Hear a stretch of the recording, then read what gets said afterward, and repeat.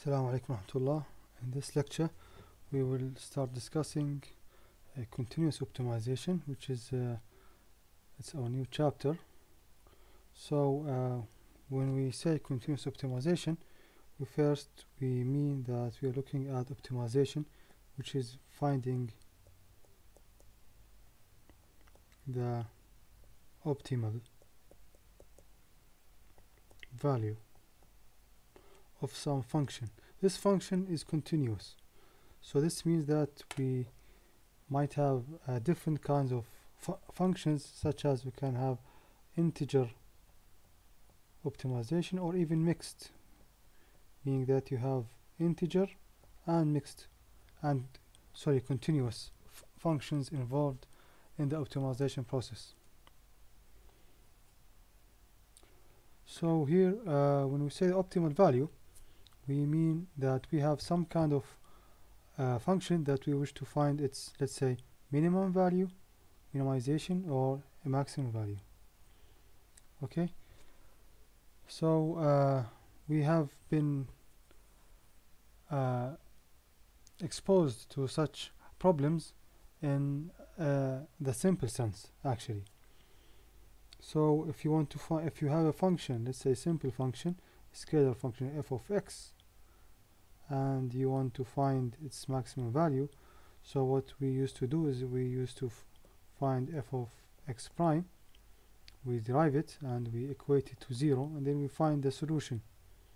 So this solution, when you substitute in f of x, then you get the extreme value. The extreme value can be either a minimum value or a maximum value. Okay, so let us discuss how to classify optimization problems. Optimization problems are classified, generally speaking, into a convex and non-convex.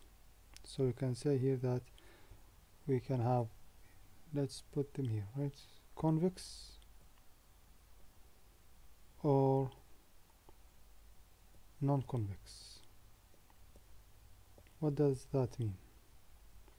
Well, when we talk about convex functions, we're referring to a convex loss function, or so this function f of x, we can call it in different names depending on the field.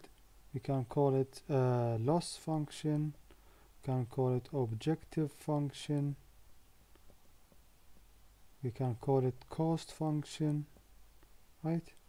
So it depends. Now, if this objective function or cost function has a single minimum value, this means that it is a convex function.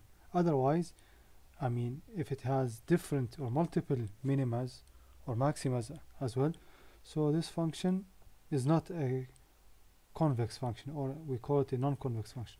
The same applies if we want to find a maximum. So now we are talking about a concave function.